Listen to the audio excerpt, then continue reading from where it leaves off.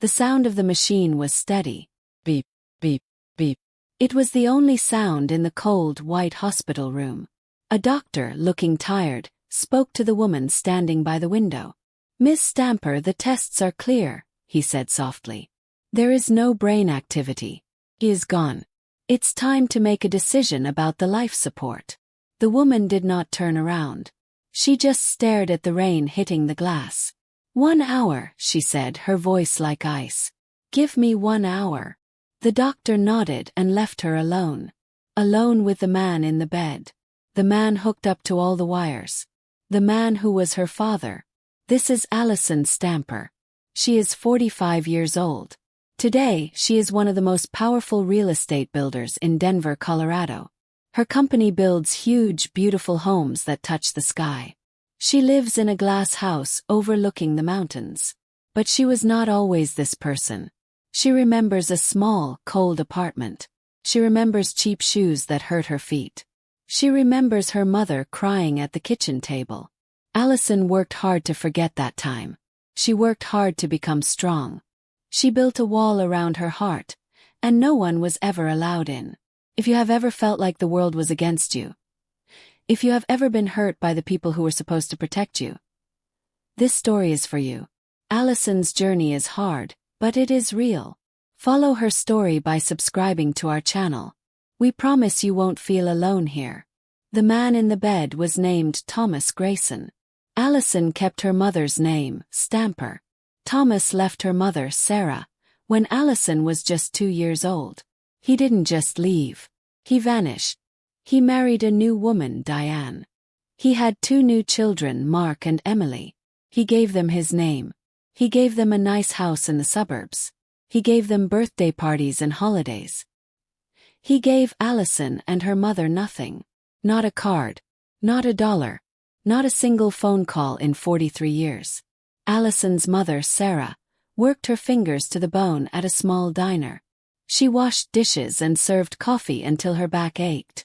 She died 10 years ago, tired and sad, still wondering why Thomas left. Allison remembers holding her mother's hand as she passed. "You're a good girl, Allison," her mother whispered. "Forgive him." But Allison could not forgive. She used her anger. Her anger became her fuel. Pushed her to study hard. It pushed her to start her business. It pushed her to become so rich and powerful that no one could ever hurt her again. Tell us where you are watching from in the comments below. We want to see how far Allison's story is traveling. And as you type your city, we pray that you and your family will only know peace and loyalty. We pray you will never feel the pain of being abandoned. The hospital door suddenly burst open. A woman in a very expensive fur coat rushed in. She looked shocked and angry. "Who are you?" she snapped at Allison. "I am his wife, Diane." Behind her stood a man and a woman in their 30s, Mark and Emily. They looked just as mean as their mother. "We just found out he was here," Diane said, glaring at Allison. "Why did they call you? He doesn't even know you. You are nothing." Allison slowly turned away from the window. She looked at the 3 of them. They looked rich. But their eyes were cold and greedy. "They called me," Allison said, her voice dangerously calm, "because I am his legal next of kin." Diane laughed, a high, ugly sound. "That is impossible. He hated you. He told me he signed papers to cut you out of his life." Mark, her son, stepped forward. "Look, lady. We just need to handle his affairs. He has a very large pension. A big retirement fund. We need to access it. Just sign whatever paper the doctor gives you so we can take over." Allison almost smiled. "His pension?" she asked. "His retirement fund. You mean the money?" She took a step closer. "The money he saved up while my mother skipped meals so I could have school books. The money he saved while I worked all night at a factory just to pay for her medicine." Diane's face turned red. "You have no right to that money. You are a mistake. He told me so himself. You were a mistake." Then Allison did smile. It was a cold, sharp, powerful smile. "Actually, Diane," Allison said, "you are the one who is mistaken. You see, your husband, He didn't just abandon me. He abandoned you too. Diane's eyes went wide. What? What are you talking about? Allison pulled out her phone and played a video. It was a video from 3 weeks ago. It showed Thomas Grayson, her father, sitting in Allison's office. He was crying. I lost everything, Allison, he cried in the video. The house. The pension. Diane spent it all. I'm broke. I'm living in a cheap motel. I'm sick. Please, I have no one else. Diane, Mark, and Emily stared at the phone. Their faces turned white as ghosts. They did not come to the hospital because they loved their father. They came because they thought he had money. And the money was gone. He knew he was dying, Allison said, putting her phone away. He came to me. Not you. The doctor walked back in. Ms. Stamper. It's time. Allison looked at the 3 greedy faces. Then she looked at the man who ruined her childhood. She held his fate and their future in her hand. Doctor, Allison said, her voice clear and strong. I have made my decision. You. She pointed a long steel finger at Diane. Are not going to like it. What is Allison's decision? Is this the ultimate revenge? Or something no one sees coming? You must subscribe to this channel. You cannot miss what happens next. The end of this story will shock you to your core. Diane, Mark, and Emily stared at Allison. The doctor was waiting. The beeping of the machine felt loud, like a clock counting down. Well, Miss Stamper? The doctor asked again. Allison looked at the man in the bed, her father, Thomas. Then she looked at the greedy family. Doctor, Allison said, her voice clear and cold. You will not turn off the machine. Diane's mouth fell open. What? Mark stepped forward. His face red with confusion. But he's gone. The doctor said he's gone. Why would you? Allison turned her ice-cold eyes on them. He is gone. But he will not die today. You will keep him comfortable. You will run every test. You will give him the best room, the best care. She pulled a black credit card from her purse. And I will pay for all of it. The doctor looked at the card, then at Allison. He knew who she was. Of course, Ms. Stamper. Right away. Diane grabbed Allison's arm. Pay. Why would you pay? He's broke. We know he's broke. What are you doing? Emily, her daughter, sneered. She's trying to trick us, Mom. She thinks there's a hidden account. She wants to keep him alive until she finds the money. Allison pulled her arm away from Diane's grip. She looked at the doctor. He is not to be left alone with them. Ever. I want security at this door. Is that clear? The doctor nodded and hurried out of the room, leaving the family alone with the woman they hated. You can't do this. Mark shouted, taking a step toward her. We are his family. We have rights. We can have you removed. Allison did not back up. She walked toward him and he had to step back. You are his second family.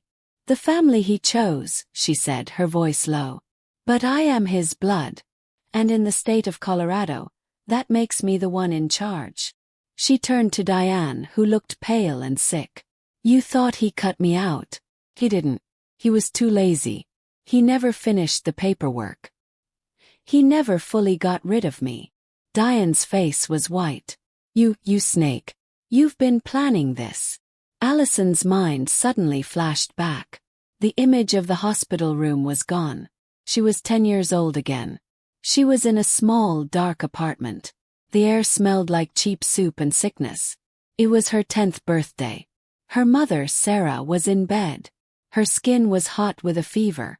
The bottle of medicine on the nightstand was empty. They had no money. They had no food. Sarah was crying softly into her pillow. Go to the neighbor, honey, Sarah whispered. Ask for an aspirin. But Allison didn't want a neighbor. She wanted her dad. She knew it was a secret. But her mother kept a small, worn piece of paper hidden under her old jewelry box. It had a phone number on it. Allison's small hands were shaking. She took a quarter from her mother's coat pocket and ran to the payphone on the cold street corner. The wind cut through her thin jacket. She dialed the number. A woman answered. Her voice was nice. Grayson Residence. Allison's voice was small and scared. Can I please speak to Thomas? It's Allison. My mommy is very sick. Please, we need help. There was a pause. Allison heard the woman's voice, far away from the phone. Tom. Sir. The first one. Then the woman came back to the phone. Her voice was not nice anymore. It was sharp like a piece of glass. He is not your father. He has a new family. We are eating dinner. Do not ever call this house again. And then, click. The line went dead. Allison stood in the freezing cold. She held the black phone in her hand, listening to the empty buzzing sound. Her mother was sick. And they were eating dinner. Allison's eyes snapped back to the hospital room. She was staring right at Diane. You were the one who answered the phone, Allison said. It was not a question. Diane's face crumbled. She remembered. She remembered the little girl's scared voice. I was protecting my family, Diane stammered, backing away. He was my husband. I had to protect what was mine. Allison let out a small, cold laugh that had no happiness in it. You were protecting your dinner. Now, I am protecting my investment. Mark looked back and forth between the two women. What are you talking about? What phone call? Emily pulled on her mother's expensive coat. Mom, what is she saying? What did you do? But Allison wasn't finished. You are all wondering why I would spend $1 on him, Allison said, walking back to the window. You think I'm doing it for him? You think I forgave him? She looked out at the city she had built. No, I am not keeping him alive. I am keeping you from getting what you want. Diane looked completely lost.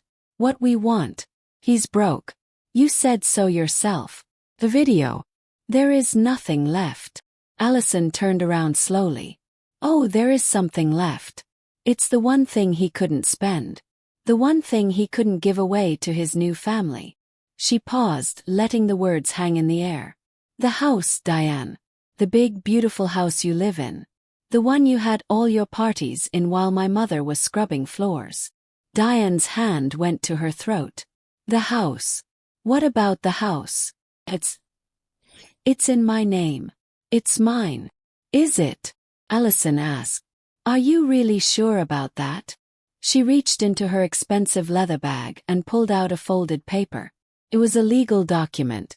Thomas came to me 3 weeks ago. He was crying and begging. He said you spent everything. He needed money fast.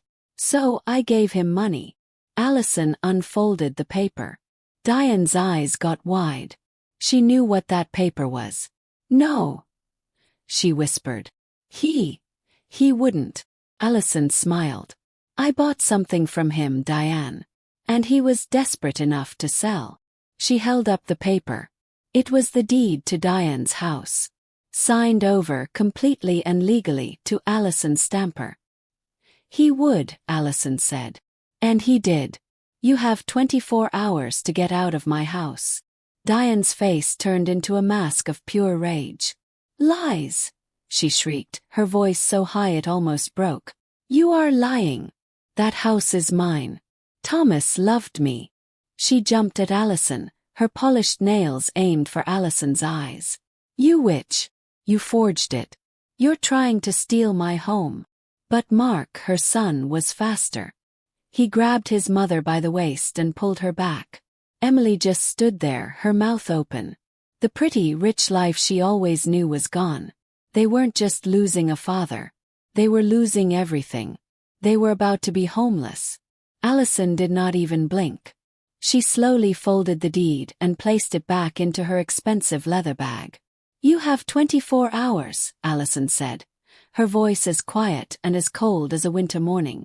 If you are not out by noon tomorrow, my men will come. And they will not be gentle. She looked past them to the door. Mark, Emily, take your mother and her fake tears and get out. She pressed a small button on her phone. In 5 seconds, 2 very large security guards in black suits were at the door. Please show them out, Allison said.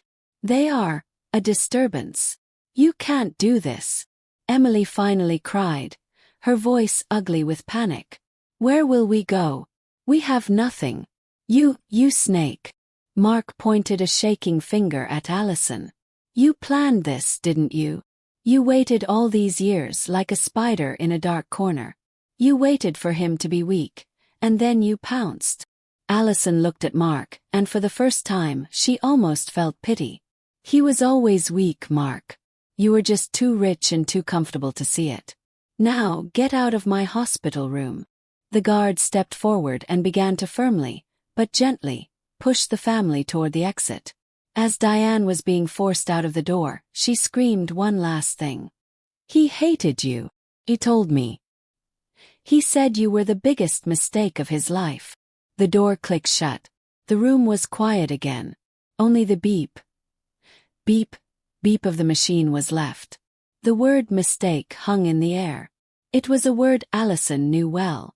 Took her back in time. Back to 3 weeks ago. She was not in a cold hospital. She was in her giant warm office on the 50th floor, looking down at the city of Denver. Her assistant had opened the door. Ms. Stamper. Man is here. He says. He says he is your father. Allison had not seen his face in over 40 years. But she knew him. It was Thomas Grayson. He looked like a ghost. He was thin and his clothes were cheap and old. He coughed into a dirty handkerchief. He sat down without being asked, his hands shaking badly. Allison, he croaked, his voice wet with sickness. I know you hate me. I deserve it.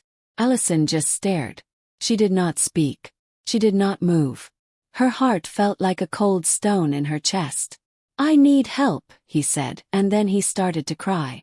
Big, wet tears ran down his wrinkled face. Diane.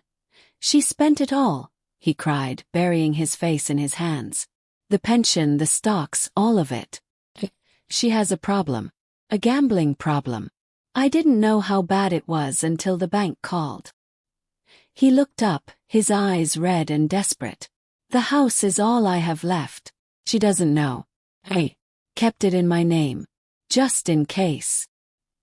He slid a piece of paper across her giant glass desk. It was the deed. She's going to leave me. I know it. As soon as she finds out I'm broke. And I'm sick, Allie. The doctors say I don't have long. Please. He was begging. The man who had abandoned her was begging her for help.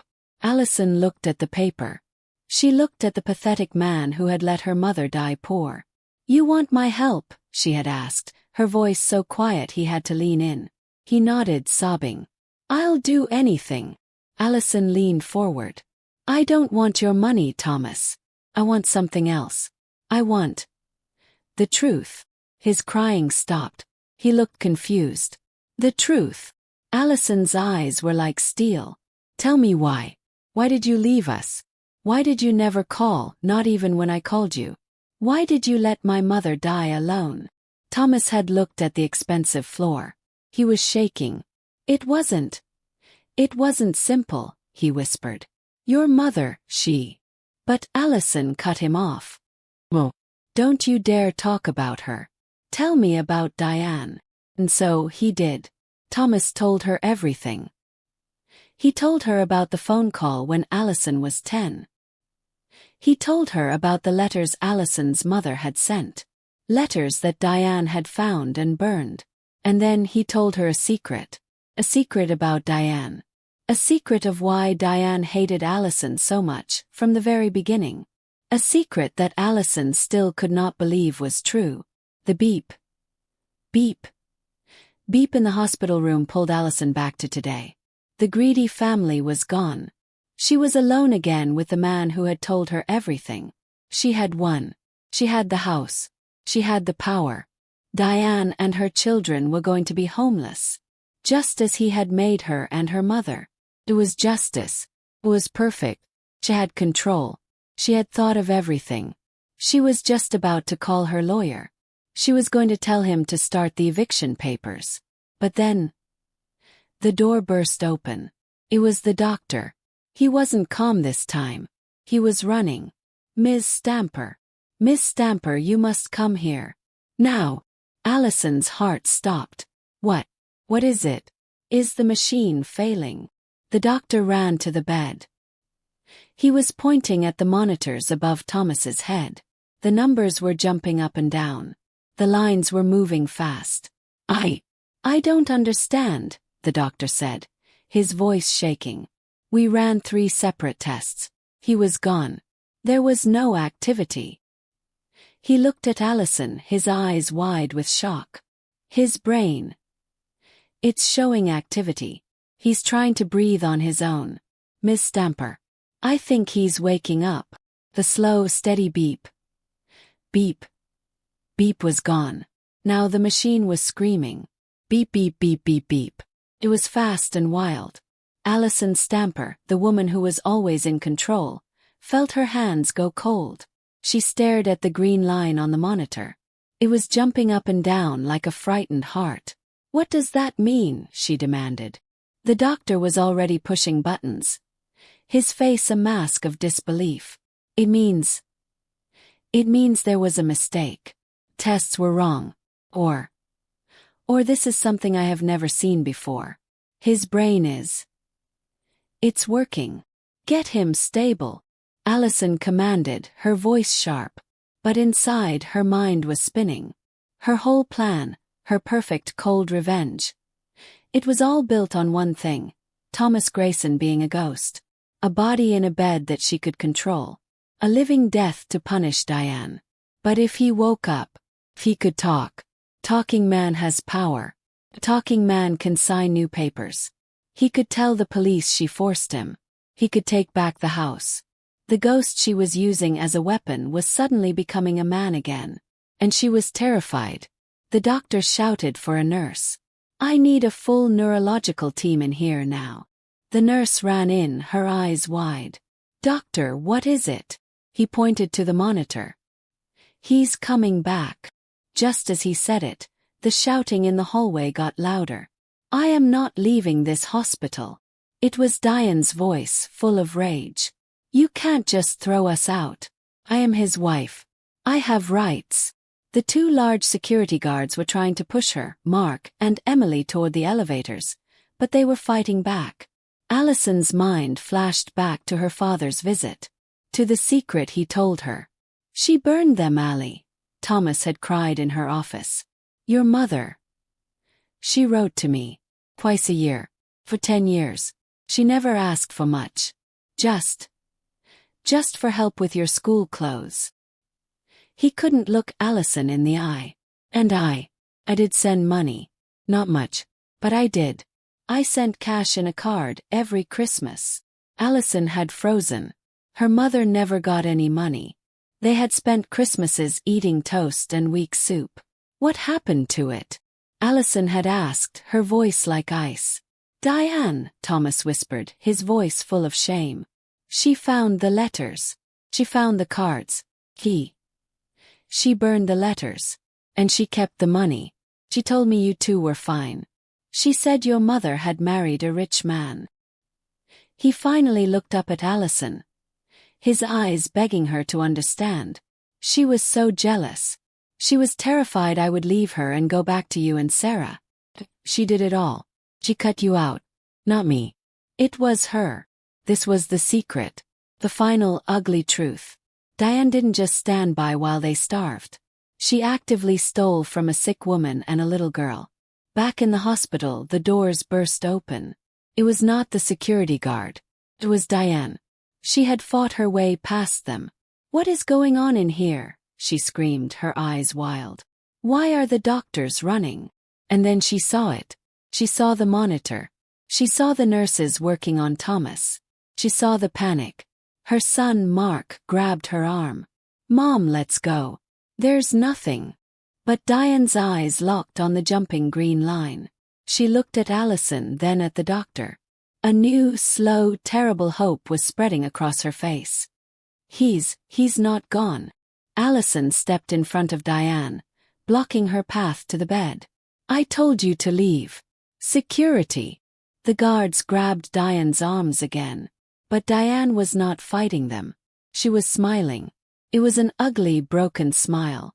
You think you won, don't you? She whispered to Allison, even as the guards pulled her back. You think you have my house. You think you have anything. She laughed, a high, strange sound. You have nothing, you little snake. Nothing. He's waking up, Diane shrieked, so loud that everyone in the hallway stopped. My husband is waking up. And when he does, I will tell him everything. I will tell him you tried to steal our house. I will tell him you tried to murder him. He will tell the police. You are finished. Mark and Emily's faces, which had been gray with fear, now lit up. If their father woke up, they were saved. Allison's perfect plan was falling apart, piece by piece. She had been in control. Now she was losing it. The doctor, ignoring the screaming family, was leaning over Thomas. He had a small light in his hand. He was shining it into his father's eye. Mr. Grayson, Thomas, can you hear my voice? Squeeze my hand if you can hear me. Allison, Diane, Mark, and Emily all stopped. They were frozen. The entire world, all the anger, all the money, all the revenge. It all came down to this one moment. To a man who was supposed to be gone. They all watched the hand. The thin, pale hand lying on the white hospital sheet. It didn't move. Diane's smile faded. Allison let out a breath she didn't know she was holding. It was a false alarm. He was still gone. But then, the doctor said, "Try again, Mr. Grayson. Squeeze my hand." And as they all watched, in the dead silence of the room, Thomas Grayson's fingers twitched. And then, they closed. Slowly, weakly, but he did it. He squeezed the doctor's hand. And then, his eyelids began to flutter, and his mouth opened, and a long, low groan came out. He was awake. The room was dead silent. The only sound was the long, low groan from the man in the bed. Thomas Grayson's eyes were open. They were not clear. They were cloudy and confused. He looked like a man pulled up from deep, dark water. Diane let out a sound, a mix of a laugh and a sob. He's awake. Oh baby, he's awake. She pushed past the security guard, who was too shocked to stop her. She ran to the bed, shoving the doctor aside. Thomas. It's me, Diane. I'm here. I never left you, my love. I'm right here. She grabbed his hand, the one that had just squeezed the doctor's. Tell them, Thomas. Tell them I'm your wife. Tell this monster to get out. She pointed a shaking finger at Allison. Mark and Emily crowded in behind her.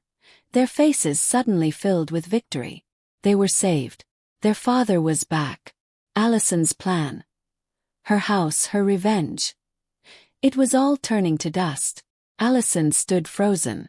Her mind, usually so fast and sharp, was blank. She had planned for everything except this. She had planned for a ghost, not a man. Thomas Grayson's hazy eyes moved past Diane. He stared at Allison. His breathing was fast and loud. Sounded like paper tearing. He didn't look at his wife. He didn't look at his children. He just stared at the daughter he had thrown away. His lips were dry and cracked. He tried to speak. Small strange sound came out. D. Diane leaned in close, her hair falling in his face.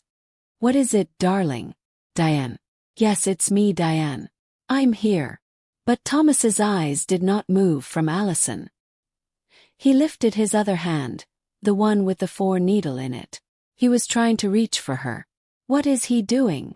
Mark asked, his voice nervous. Dad. It's me, Mark.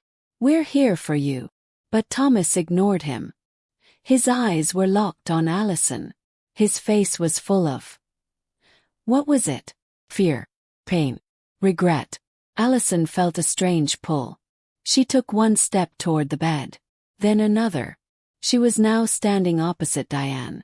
The 2 women were on either side of his bed, like 2 queens in a war. Thomas looked from Diane's greedy, smiling face to Allison's cold, shocked face. He tried to speak again. S. He whispered. The sound was so quiet they almost missed it. What? Diane snapped. What is he saying? Sar. Thomas said a little louder. Sarah. Diane's smile vanished. It didn't just fade. It was wiped clean off her face. Sarah, she whispered, her voice full of poison. He's calling for her. He was calling for his first wife. Allison's mother. The woman he abandoned. The woman Diane had hated and ruined. In his first moment back, it was Sarah's name on his lips. Allison's heart, that cold, hard stone in her chest, suddenly hurt. It was a real pain, sharp and deep. He was calling for her mother. The mother he had let die poor and alone. The anger came back, so hot and so fast it almost choked her. You don't get to say her name, Allison whispered, her voice shaking with rage. You don't get to call for her now. She's gone. Because of you. She didn't know she was shouting until the doctor grabbed her arm. Miss Stamper, everyone look. The doctor yelled. The beep beep beep of the heart monitor was going crazy. It was too fast. The numbers were flashing red. Thomas's eyes, which had been open, were now wide with panic. He was choking. He was trying to breathe, but he couldn't. He was awake, but he was dying. He's in distress, the doctor shouted. His lungs are failing. Get them out of here. All of them. Now, Diane screamed. No, I'm not leaving him. Mark tried to pull her away. Mom, let them work. But Diane was like a wild animal. He's mine. He's mine. Nurses flooded the room. They were pushing a big silver cart. We have to intubate, one nurse yelled. He's crashing. A nurse grabbed Allison. Another grabbed Diane. They were both pushed hard out of the room. The door slammed shut in their faces, leaving them in the cold, bright hallway. They stood there panting. Allison, Diane, Mark, and Emily. The enemies, forced to wait together. They just stared at the closed white door. From inside, they heard the doctor's voice, muffled but clear. He's flatlining. Get the paddles. Stand back. There was a strange thump sound. No pulse. Again. Charge to 200. Clear. Another thump. Allison and Diane stared at each other. Their faces were pale. Their war for his house, his money, his name. It all meant nothing. The man in the room, the ghost who woke up. Was he gone for good this time? Then, from under the door, a new sound. It wasn't the doctor. It wasn't a machine. It was a long, loud, terrible wail of pain. It was a man's voice, screaming. Thomas Grayson was not dead. He was awake, and he was in agony. But then a nurse burst through the doors, her face white. She wasn't looking at Diane. She was looking right at Allison. Ms. Stamper. He's awake. He's stable. But he's asking for you. Only you. And he said to tell you. He remembers the phone call. Diane's face was pure poison. What phone call? She hissed at the nurse. He's confused. He's sick. He doesn't know what he's saying. He's asking for me, his wife. She tried to push past the nurse, but Allison stepped directly in her path. The fear Allison felt just moments ago was gone. It was replaced by a cold, hard anger. Her father was awake. And he remembered. That was all that mattered. You heard the nurse, Allison said, her voice low. He asked for me. Only me. She looked at the two large security guards. She is not to enter this room. Do you understand? No one. Just me. Diane looked like she was going to explode. You will not get away with this. Mark, call the lawyer. Call him right now. Tell him she's trying to kill your father. Mark was already on his phone, his face pale and furious. Emily was crying, her makeup running down her face. This isn't fair, she sobbed. Allison ignored them all. She turned her back on their screaming. She pushed the white door open and walked into the room, leaving her enemies trapped in the hallway. The door clicked shut behind her, and the room was suddenly, shockingly quiet. The room was different now. Before it was a tomb for a ghost. Now it was a room with a man. Thomas Grayson was propped up on his pillows. A thin, clear tube was under his nose, feeding him air. His skin was gray, and he looked 100 years old. But his eyes were open. They were clear, and they were fixed on her. As Allison walked closer, she saw that his eyes were swimming with a terrible, desperate fear. He looked like a trapped animal. He was not just in pain. He was terrified. Allison stopped at the foot of his bed. She did not run to him. She did not cry. She stood like a queen or a judge. "You asked for me," she said. It was not a question. Thomas tried to nod. The movement was small and weak. He licked his dry, cracked lips. "The phone," he whispered. His voice was like sandpaper. You remember." Allison's heart felt like it was being squeezed in a fist. "I remember being 10 years old," she said, her voice cold. "I remember my mother was sick. I remember standing in the cold at a payphone. I remember a woman answering. And I remember her hanging up on me." Thomas Grayson's eyes filled with tears. The tears rolled down his gray temples and into his hair. I heard you," he choked out. "I was there. At the dinner table. I heard your voice. You said, 'Mommy is sick.'" Allison felt the floor drop out from under her. This was new. He had not told her this in her office. She always thought he never knew. But he knew. He had heard her tiny, scared voice. And he had done nothing. "You heard me," she whispered, her whole body turning to ice. Diane. She came back to the table." He gasped, each word a painful breath. "I asked her who it was." I said, "Wrong number, Tom. Just a wrong number." He was sobbing now, a weak, ugly sound. "And I let her. I knew it was you, Allie. He knew. But I was a coward. I was so scared of her. Scared she would leave me. Scared she would take Mark and Emily. I ate my dinner." He had chosen his new family. He had chosen his dinner. Over her dying mother. Allison's anger was so great, she thought she might be sick. "So you did know," she said, her voice shaking. "You knew she was lying. You knew she was burning my mother's letters. You knew she was stealing the money you sent. You told me all that in my office. But you heard me."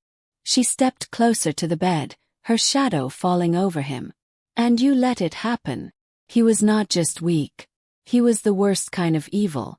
The kind that does nothing. I. He stammered, his eyes wide with panic. "I'm sorry, Allie. I'm so sorry." "Sorry," she said, the word like a slap. "You're sorry. You let my mother die, thinking you hated her. You let me grow up poor and alone. And now you are sorry." Allison leaned down, her face just inches from his. "You didn't ask for me so you could apologize. You asked for me because you're scared. You're scared of her." She pointed to the door, where Diane was probably listening. "You know she spent all your money. You know she's a monster. You used me to get your house back. And now you're awake, and you're terrified she'll finish the job." No, he gasped, shaking his head.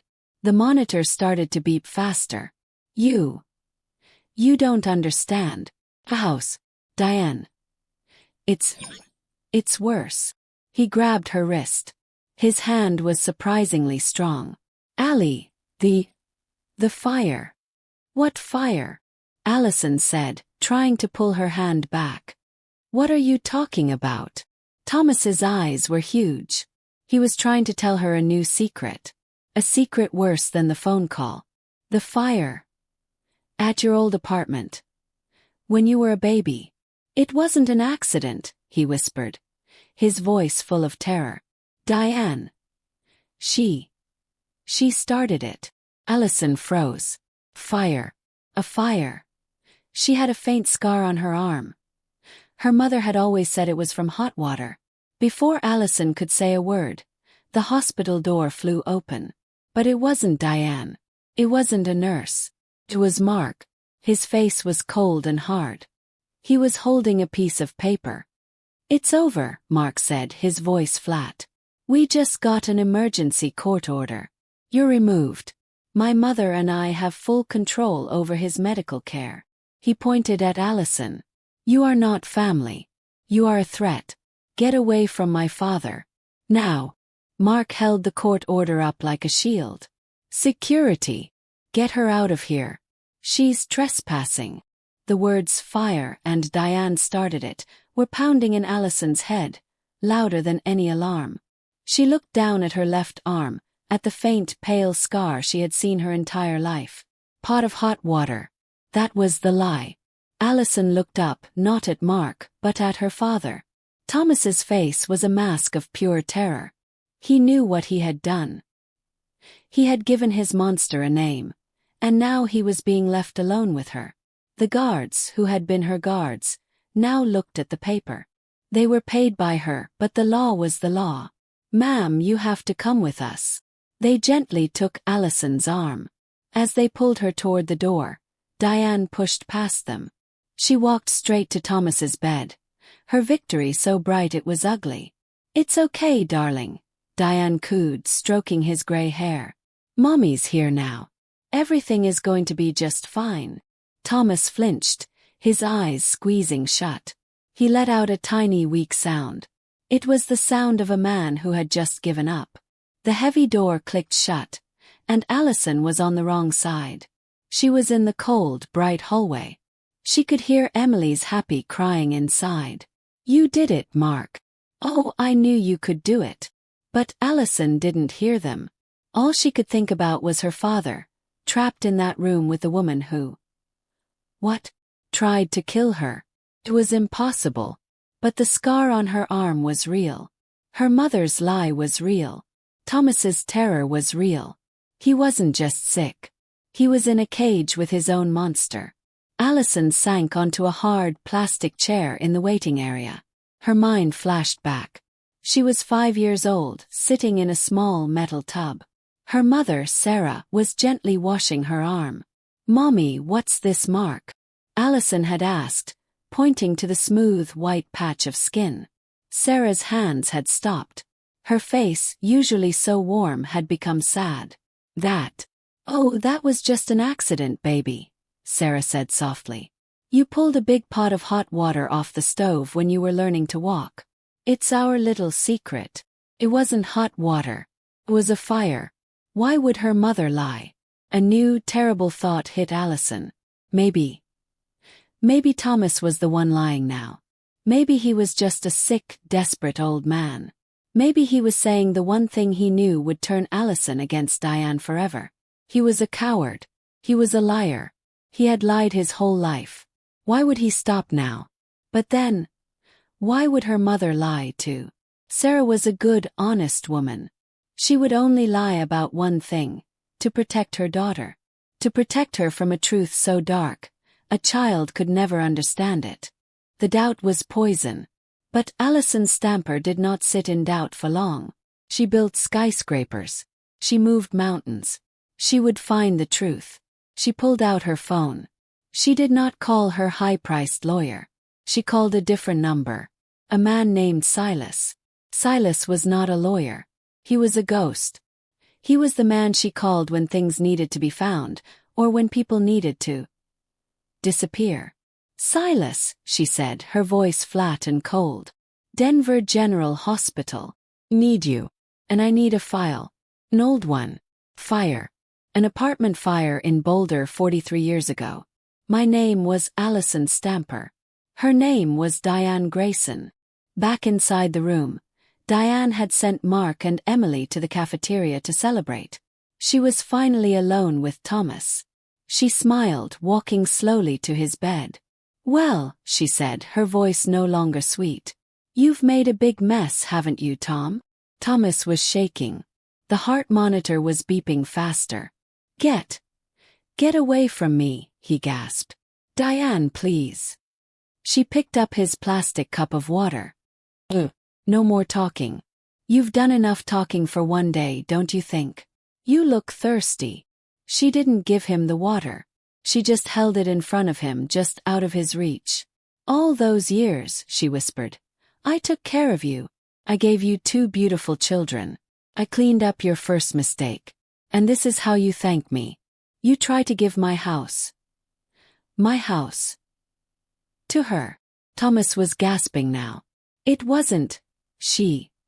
The fire. He panted. Diane's smile vanished. The fire. You want to talk about the fire? You old stupid fool. You were always so weak. She leaned in close, her face inches from his. I should have done it right the first time. I should have made sure you both burned. But you always loved her. Even when she was gone, you loved her. Thomas's eyes were huge. He was fumbling for the nurse's call button. Diane saw it. With one quick, violent move, she grabbed the plastic wire and ripped it from the wall. Sparks flew from the socket. No one is coming to help you, Tom, she said, dropping the wire. It's just you and me. And we are going to finish this. Allison was pacing the hallway like a caged wolf. Her phone buzzed. It was Silas. That was too fast. Tell me, she said. It wasn't hard to find, Silas's deep voice rumbled. It wasn't a small fire, Allison. The whole building almost went up. It was ruled as arson. An accelerant was used. Allison stopped breathing. What else? A witness, Silas said. A neighbor, an old woman. She told the police she saw a young blonde woman running out of the building just before the smoke. She said the woman looked happy. Where is this witness? Allison demanded. I want to talk to her. There was a long pause. You can't, Silas said. She disappeared 1 week after she talked to the police. Vanished. No one ever saw her again. The word from Silas echoed in Allison's ear. Disappeared. This one word changed everything. It was not just an old, forgotten crime. It was a pattern. Diane was not just greedy. She was not just a liar. She was a cleaner. She cleaned up her messes. First, a fire to get rid of the first family. Then a disappearance to get rid of a witness who talked too much. And now, in that room, her father, Thomas. He was the last biggest mess. He was a man who knew the truth. Allison's blood turned to ice. She was not in a revenge story anymore. She was in a rescue. She had to get back into that room. The court order was just a piece of paper. The 2 guards at the door were just men. She looked at them. They were big. They were paid by her, but they would follow the law. She could not fight them. She had to move them. Allison called Silas back. I'm done with the past, she said, her voice fast and low. I need you to focus on now. I need to get into that room and I cannot be stopped. I need a distraction. Big one. Pull the fire alarm for this entire hospital wing. Do it in 60 seconds. Inside the room, Diane smiled as she watched the call button wire spark and die. See, Thomas, she cooed, walking over to his 4-pole. No one is coming. It's just us. The clear bag of medicine dripped slowly above his head. Drip, drip, drip.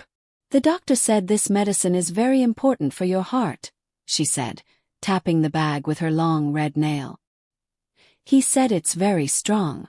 They have to give it to you very, very slowly. She looked at him, her eyes bright and terrible. But you're in such a hurry to leave me, aren't you, Tom?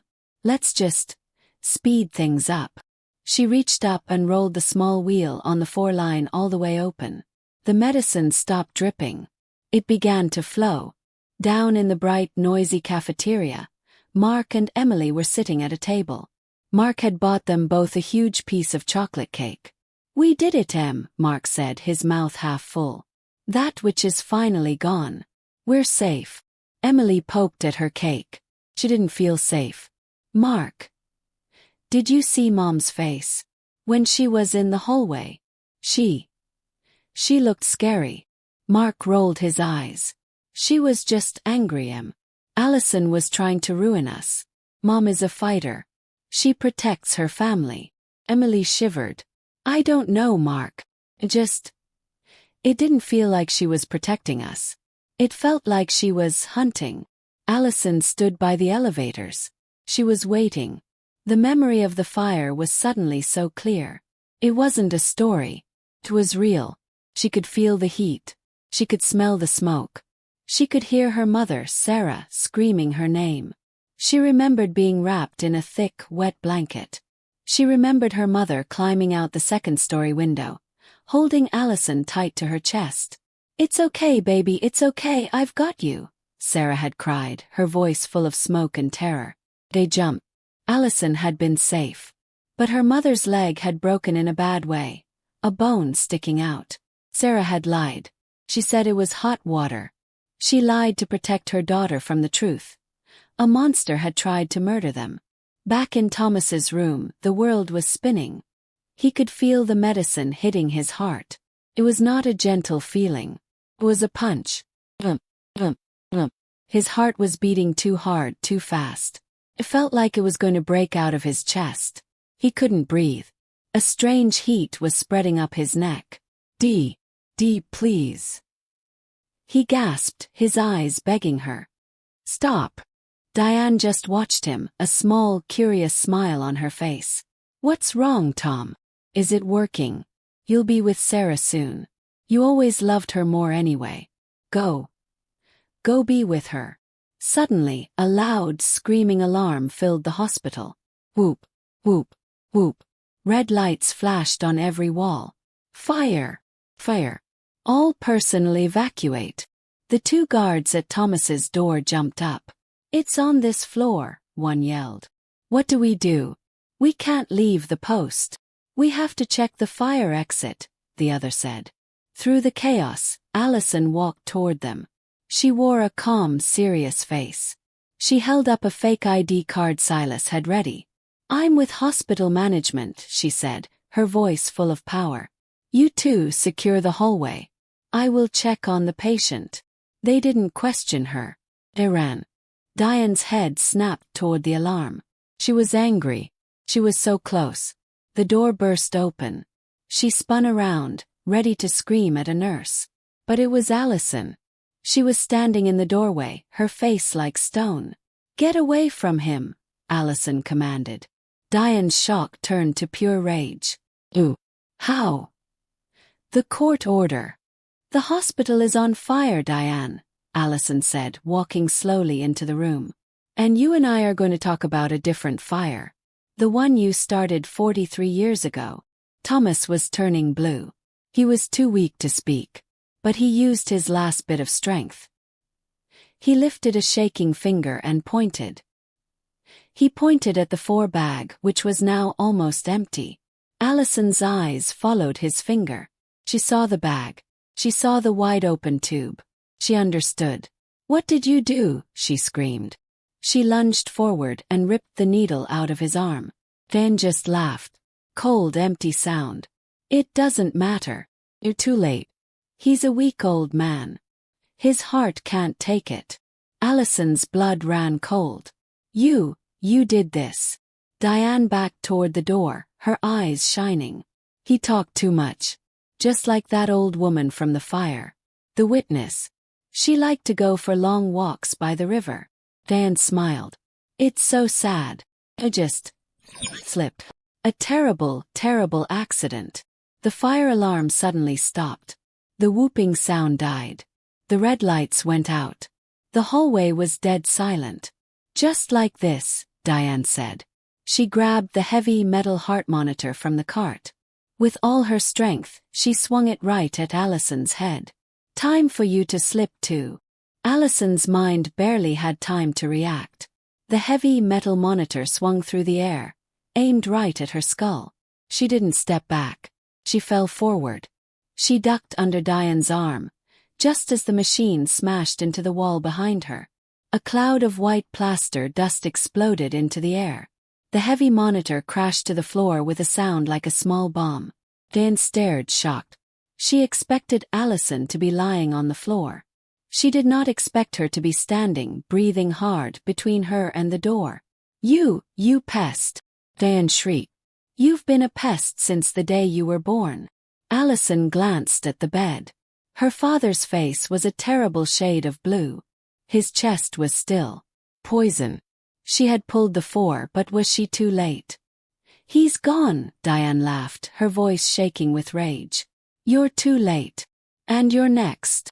She grabbed a metal tray of sharp silver tools from a cart. They'll find you, you know. It'll be so sad.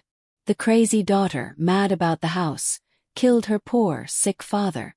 And then when she realized what she'd done, she killed herself. Allison's blood ran cold. Diane wasn't just a killer. She was a planner. She had an answer for everything. You really think you're that smart, don't you? Allison said, her voice low. She was trying to keep Diane talking. Trying to think. You think you've cleaned up every single mess. Diane held the tray up, ready to swing. I have. That old woman was a mess. Your father was a mess. And you. She pointed the tray at Allison. You are the last mess, dear. Allison let out a sharp, cold laugh. It was a strange sound in the room of death. You missed one, Allison said. You missed the biggest one. Diane's smile faded. What are you talking about? There's nothing left. No proof. Just your word against mine. And I'm the grieving widow. No, Allison said, taking a step toward her. Not just my word. His. Diane looked confused. Thomas. He's dead. Allison shook her head. Not his word from today. His word from 3 weeks ago. In my office. Allison slowly reached into her jacket pocket. Diane's eyes followed her hand. She thought Allison was grabbing a weapon. But Allison pulled out her cell phone. You see, Allison said, Thomas was a coward. But he was more afraid of you than he was of anything else. He knew you'd try to silence him. So he told me everything. He told me about the fire. He told me about the witness. He told me about you burning my mother's letters and stealing her money. Dan laughed. Lies. He's a liar. You have no proof. I do, Allison said. She pressed a button on her phone. And her father's voice, weak, scared and crying, filled the hospital room. She started it. The fire. I smelled the gasoline on her coat. The recording said. Diane's face turned white. It was Thomas's voice. It was a full confession. He was so scared he signed a full statement. Allison lied, her voice growing stronger. He signed it in front of my lawyers. It's already filed. His testimony. His confession. This was the real plan. This was the trap she had set 3 weeks ago. Dan lunged. You're lying. Give me that phone. She threw the metal tray. It spun through the air, and Allison dropped to the floor to avoid it. The sharp tools scattered everywhere.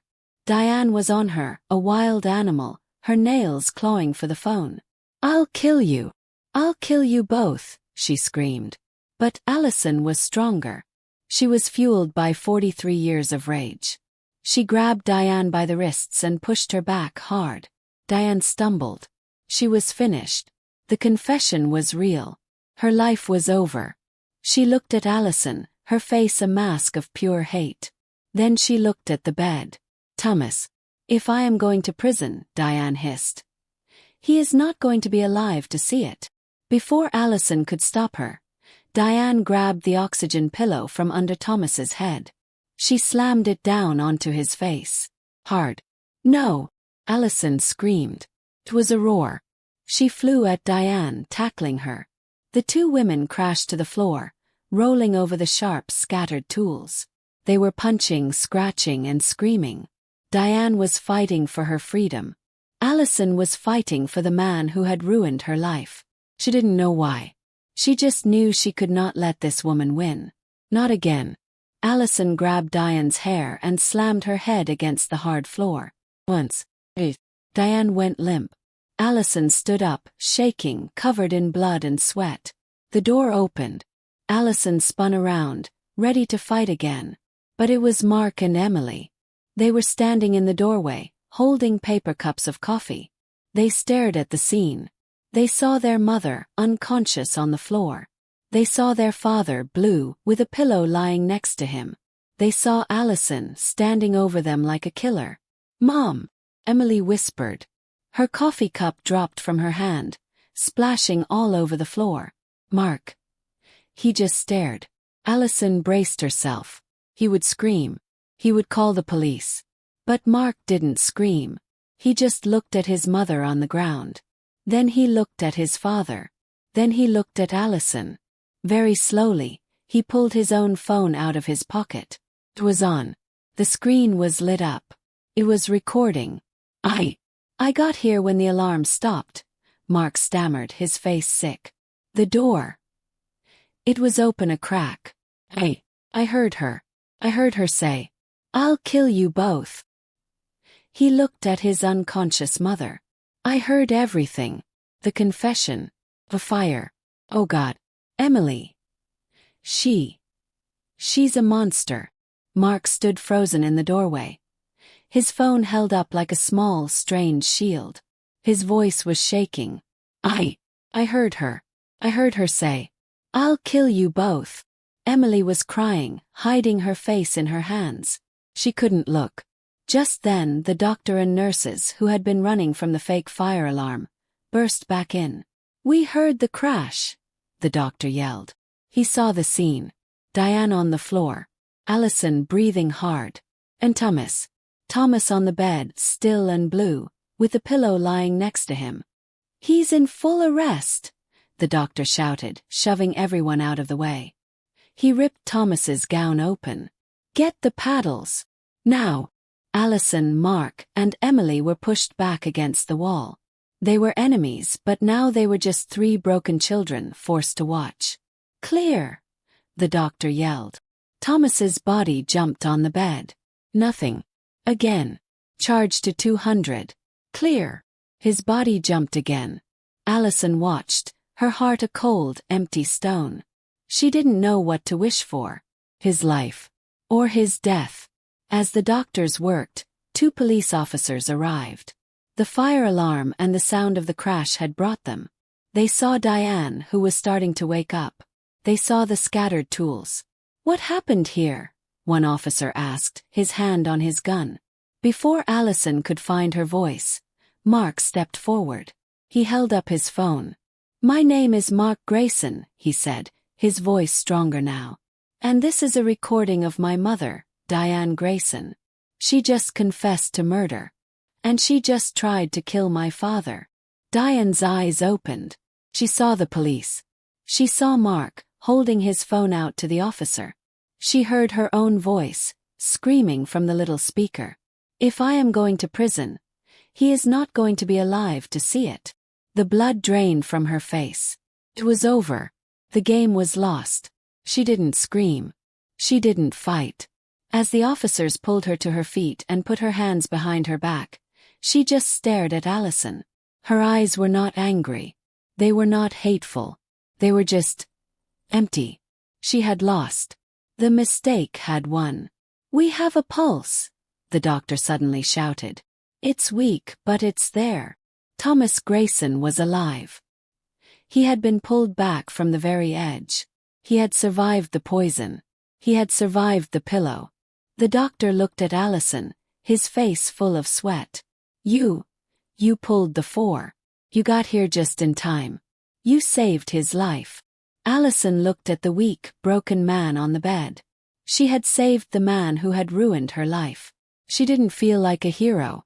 She just felt tired. What do you do when the fight is over? When the war is won? Allison's story shows us that the deepest wounds, they don't come from enemies. They come from the people who were supposed to love us most. If this story has touched your heart, if you have ever felt hurt or abandoned, please subscribe to our channel. You are not alone in your fight. We are building a family here, one story at a time. And we want you to be a part of it. 1 month later, the snow was falling outside a window. It was not a big, beautiful glass window. It was a small, dirty one. The room smelled like bleach and sad soup. This was a state-run nursing home. The cheapest one in Denver. In a plastic wheelchair sat Thomas Grayson. He was alive. But the poison and the pillow had stolen his voice. He could not walk. He could not speak. He could only sit and watch and remember. He was trapped inside his own body. He was now the ghost he was always supposed to be. Allison walked into the room. She stood in front of his wheelchair. He looked up. His eyes were clear. He knew who she was. He was terrified. "Hello, Father," Allison said. Her voice was not cold. It was not angry. It was just quiet. "Diane is in prison. She will never get out." Mark and Emily took the little money she had hidden and they disappeared. They left no address.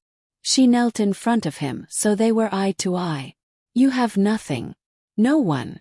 A single tear rolled down his gray cheek. "I sold my big glass house," Allison continued softly. "And I took control of your house. The one you sold me. The one Diane killed for." Thomas's eyes flickered. The house. His last great treasure. "I know you're wondering what I did with it," Allison said. "I didn't sell it. And I didn't move in." She stood up and looked out his dirty window. "I gave it away. I turned it into a home. A shelter for women and children who have been abandoned. For mothers who need a safe place to run." Thomas's eyes went wide. He tried to make a sound but nothing came out. Allison turned back to him and her face was peaceful. "It's called Sarah's house. After my mother. The woman you abandoned. The woman she tried to kill. Her name is on a big gold sign on the front gate. Your evil, your weakness, all your lies. They became a safe place for hundreds of people." She smiled a real small smile. "That is my revenge. And that is your legacy." She walked to the door. He made a small, desperate sound. She paused, but she did not look back. She walked out, leaving him alone with her mother's name. She was finally truly free. Justice is not always loud. Sometimes it is quiet. Sometimes it is just letting go. Thank you for watching. If you believe that good can grow from even the worst pain, please share this story. Let everyone know that a mistake can change the world. Like this video and tell us, what did you learn from Allison's story? We will see you in the next one.